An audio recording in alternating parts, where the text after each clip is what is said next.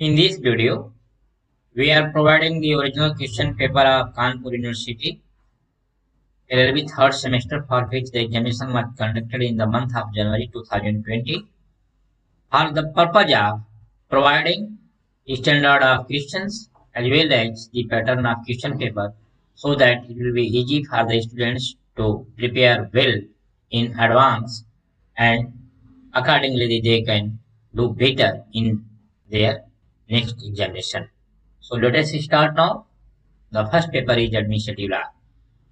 Section A, explain the following, प्रशासनिक विधि के विकास के कारण, reasons for development of administrative law, प्रत्यायोजित विधायन का न्यायिक नियंत्रण, judicial control of delegated legislation, पक्षपात के विरुद्ध नियम, रूल अगेंस्ट बायस, वचनात्मक निबंधन, प्रामिजरी स्टापिल, उत्प्रेरण याचिका निर्गत करने के आधार, grounds on which writ of certiorari is issued, भारतीय संविधान के अनुच्छेद 32 और 226 में अंतर, difference between article 32 and 226 of Indian constitution, लोकहितवाद का महत्व, importance of public interest litigation, Lokpal, ombudsman, सरकारी संविदा, गवर्नमेंट कॉन्ट्रैक्ट, प्रशासनिक स्वविवेक, administrative discretion. Section B now, विधि का शासन से आप क्या समझते हैं, भारत में इसकी स्थिति एवं महत्व का वर्णन कीजिए। What we understand by rule of law, discuss its position and importance in India, Bharat के विशेष परिप्रेक्ष्य में शक्ति पृथक्करण के सिद्धांत की विवेचना कीजिए। Explain the doctrine of separation of powers with special reference to India. प्रत्यायोजित विधायन से आप क्या समझते हैं, इसकी संवैधानिकता की विवेचना कीजिए। What do you understand by delegation? Explain its constitutionality. सरकारी कर्मचारी द्वारा किए गए अपकृत्य हेतु सरकार के दायित्व की विवेचना कीजिए। Explain the liability of government for the torts committed by its employees. Section C now. बिना सुने किसी की भर्त्सना की विवेचना कीजिए। No one should be condemned unheard. Explain this statement. परमादेश याचिका की प्रकृति एवं विस्तार का वर्णन कीजिए। Discuss the nature and scope of writ of mandamus, निगलित वादों की सहायता से अधिकार परीक्षा याचिका की विवेचना कीजिए। With the help of decided cases explain writ of क्यो वारंटो, प्रशासनिक न्यायाधिकरण के विस्तार एवं महत्व का वर्णन कीजिए। Discuss the importance and scope of administrative tribunal. Next paper is environmental law. Section A, पर्यावरण को परिभाषित कीजिए। डिफाइन द टर्म एनवायरमेंट, पर्यावरण के परिवर्तक से आप क्या समझते हैं। What do you mean bye variables of environment, पर्यावरण विधि में जैव विविधता का क्या महत्व है। What is the importance of biodiversity in environmental law, हरित गृह प्रभाव पर एक संक्षिप्त टिप्पणी लिखिए। Write A short note on green house effect, पर्यावरण प्रदूषण मानवता और प्रकृति के विरुद्ध एक अपकृत्य है, टिप्पणी कीजिए। Environmental pollution is a tart against humanity and nature, comment, सतत विकास के सिद्धांत की व्याख्या कीजिए। Explain the principle of sustainable development, वायु प्रदूषण को परिभाषित कीजिए। डिफाइन द एयर पॉल्यूशन, जल प्रदूषण का अर्थ बताइए। Explain the meaning of water pollution, पर्यावरण विधि को अधिक प्रभावी बनाने के लिए 4 सुझाव दीजिए। Give 4 suggestions for making environment law more effective, पूर्व सावधानी के सिद्धांत की व्याख्या कीजिए। Explain the precautionary principle. Section B now, Bharat में पर्यावरण संरक्षण के लिए क्या कदम उठाए गए हैं, विस्तार से वर्णन कीजिए। What measures have been taken in India for the protection of environment, discuss in detail. स्वस्थ एवं स्वस्थ पर्यावरण के अधिकार पर निगलित वादों की सहायता से आलोचनात्मक निबंध लिखिए। Write a critical essay on right to clean and healthy environment with the help of decided cases. जल प्रदूषण निवारण एवं नियंत्रण अधिनियम 1974 के अंतर्गत राज्य बोर्ड के गठन बताइए। इसके सदस्यों की नियुक्ति के निबंधन एवं शर्तें क्या है। Discuss the constitution of state board under water prevention and control of pollution act 1974। What are the terms of conditions for appointment of its members, पर्यावरण संरक्षण अधिनियम 1986 के अधीन अपराधों के संज्ञान पर एक विस्तृत टिप्पणी लिखिए। Write a long note on cognizance of offences under environment protection act 1986। Section C ना, वायु प्रदूषण निवारण एवं नियंत्रण अधिनियम 1981 के उद्देश्यों का वर्णन कीजिए। क्या अम्ल वर्षा वायु प्रदूषण में सम्मिलित है। Discuss the object of the Air Prevention and Control of Pollution Act 1981. Is acid rain included in the air pollution? ध्वनि प्रदूषण को परिभाषित कीजिए। ध्वनि प्रदूषण के निवारण हेतु न्यायिक नियंत्रण की व्याख्या कीजिए। Define the noise pollution. Explain the judicial control to prevent the noise pollution. भारतीय पर्यावरण विधि के इतिहास पर एक विस्तृत टिप्पणी लिखिए। Write a long essay on the history of Indian environmental law. युद्ध के वर्तमान तरीकों तथा प्रगति एवं विकास के नवीन माध्यमों ने पर्यावरण प्रदूषण की समस्या को अनियंत्रित बना दिया है। इस कथन पर विस्तृत टिप्पणी लिखिए। Modern method of warfare and new techniques of progress and development have made the problems of environmental pollution uncontrolled. Explain in detail this statement. Now, company law section A. निगमन से आप क्या समझते हैं? What do you understand by corporation? Company तथा भागीदारी firm में अंतर कीजिए। Differentiate between a company and partnership firm. व्यक्तिगत कंपनी से आप क्या समझते हैं? What do you mean by private company? व्यक्तिगत कंपनी और सार्वजनिक कंपनी में अंतर स्पष्ट कीजिए। Differentiate between a private company and public company. आन्वयिक सूचना के सिद्धांत की विवेचना कीजिए।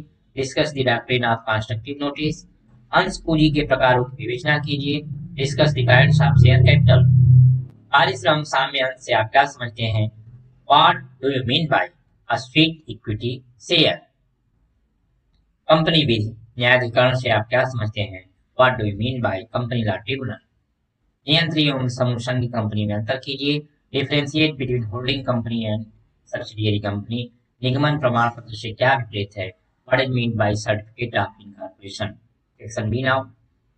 कंपनी पृथक अस्तित्व, शाश्वत उत्तराधिकार और सामान्य मुद्रा से युक्त विधि निर्मित कृत्रिम व्यक्ति है। इस कथन को स्पष्ट कीजिए। A company is an artificial person created by law having a separate entity with perpetual succession and common seal. Explain this statement. निगमन आवरण भेदन से आप क्या समझते हैं? निर्णीत वादों की सहायता से विवेचना कीजिए। What do you understand by piercing the corporate will? Discuss with the help of recited cases.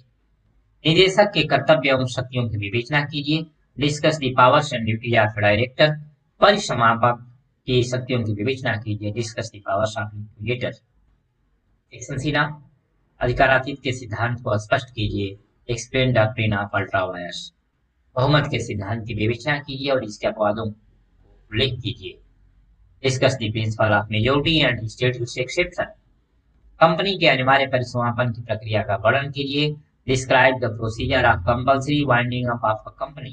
Company के सदस्यों की विभिन्न प्रकार की बैठकों में विभेद कीजिए। Differentiate between various kinds of meetings of the members of a company.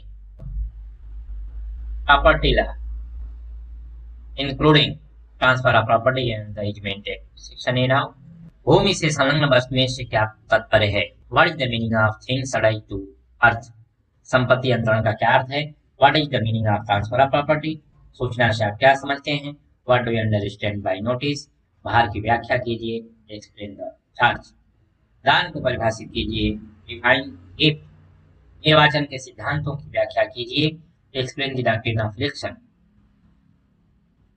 पट्टे को परिभाषित कीजिए। Define lease. सर्वव्यापी आदाता को परिभाषित कीजिए। Define universal डोनिंग। सुखाधिकार से आप क्या समझते हैं? What do you understand by easement? बंधक को परिभाषित कीजिए। Define mortgage. Now section B. संपत्ति अंतरण का सामान्य सिद्धांत है कि प्रत्येक प्रकार की संपत्ति का अंतरण किया जा सकता है। व्याख्या करते हुए अपवादों का भी वर्णन कीजिए। Explain the general rule that property of every kind can be transferred. Point out and describe the exceptions of this rule. शाश्वतता के विरुद्ध नियम की आलोचनात्मक व्याख्या करते हुए उसके अपवादों को बताइए। Critically discuss the rule against perpetuity and point out it's exceptions. एक अजन्मे व्यक्ति के लिए संपत्ति का अंतरण किस प्रकार किया जा सकता है? इस संबंध में विधि की विवेचना निगलित वादों का उल्लेख करते हुए कीजिए। How a property can be transferred for the benefit of an unborn person. Discuss the law on this point referring to decided cases. संपत्ति अंतरण की आवश्यक शर्तों की विवेचना कीजिए। Discuss the essential conditions for transfer of property. Section C now. बंधक को परिभाषित कर उसके आवश्यक तत्वों का उल्लेख कीजिए। किन्हीं दो प्रकार के बंधकों का वर्णन कीजिए। Define mortgage and point out it's essentials. Describe in detail any two types of mortgage. एक विधिमान्य, दान के आवश्यक तत्वों का वर्णन कीजिए। किन परिस्थितियों में दान निलंबित या प्रतिसंहरित किया जा सकता है। Discuss the essential elements of a valid gift. Under what circumstances can a gift be suspended और रिवोक्ड। पट्टा को परिभाषित कर उसके आवश्यक तत्वों का उल्लेख कीजिए। Defining lease and point out its essential elements. सुखाधिकार को परिभाषित कर उसके आवश्यक तत्वों एवं प्रकारों का उल्लेख कीजिए। Defining of easement and point out its essential elements and kinds. Now level of first section A. Explain the following. औद्योगिक विवाद अधिनियम 1947 के अंतर्गत उद्योग क्या है। What is industry with the meaning of industrial disputes act 1947। समुचित सरकार औद्योगिक विवाद अधिनियम 1947 के अंतर्गत। Appropriate government under industrial disputes act 1947। क्या एक शैक्षणिक संस्था उद्योग है। Whether an educational institution is industry. श्रम न्यायालय का गठन एवं कार्य औद्योगिक विवाद अधिनियम 1947 के अंतर्गत। Constitution and powers of labour court under industrial disputes act 1947। हड़ताल क्या है। हड़ताल एवं तालाबंदी में क्या अंतर है। What is strike. What is the difference between strike and lockout. जबरी छुट्टी क्या है। जबरी छुट्टी के क्या कारण हो सकते हैं। What is lay off. What may cause lay off. राजनीतिक कोष, पॉलिटिकल फंड्स, अपंजीकृत व्यवसाय संघ, ट्रेड यूनियन विदाउट रजिस्ट्रेशन। व्यवसाय संघ अधिनियम 1926 के अंतर्गत सामूहिक सौदेबाजी, collective bargaining under the trade union act 1926। क्या पंजीकृत व्यवसाय संघ के नाम में परिवर्तन किया जा सकता है। Is possible to change the name of a registered trade union. Now section B. Bharatvarsh में औद्योगिक विधायन की ऐतिहासिक प्रगति को विस्तार से समझाइए। Describe in detail the historical development of industrial legislation in India. औद्योगिक विवाद क्या है। कब व्यक्तिगत विवाद औद्योगिक विवाद में परिणत हो जाता है, समझाइए। What is industrial dispute. When an individual dispute may become an industrial dispute, explain. निम्नलिखित वादों की सहायता से समझाइए कि औद्योगिक विवाद अधिनियम 1947 के अंतर्गत कर्मकार कौन है। Describe in detail with the help of decided cases who is workman under industrial dispute act 1947। पंचाट को परिभाषित कीजिए। औद्योगिक विवाद अधिनियम 1947 के अंतर्गत पंचाट कब और किन के विरुद्ध परिवर्तनीय होता है। Explain an award. When and against whom an award become enforceable under Industrial Disputes Act 1947. Now section 3. व्यवसाय संघ अधिनियम 1926 के अंतर्गत व्यवसाय संघ को समझाइए। इसके पंजीकरण की क्या प्रक्रिया है और पंजीकरण से क्या लाभ है। Describe trade union under trade unions act 1926। Mention the process of registration of A trade union and state the advantages of a registered trade union. प्रत्येक छंटनी सेवा समाप्ति है, किंतु प्रत्येक सेवा समाप्ति छटनी नहीं है। इस कथन के प्रकाश में छटनी को समझाइए। छटनी के प्रमुख कारण क्या है। Every retrenchment is termination of service, but every termination of service is not retrenchment. Explain retrenchment in light of the statement. What are the main reasons of retrenchment. पंजीकृत व्यवसाय संघ अधिनियम 1926 के अंतर्गत पंजीकृत व्यवसाय संघ के अधिकारों एवं दायित्वों की विवेचना कीजिए।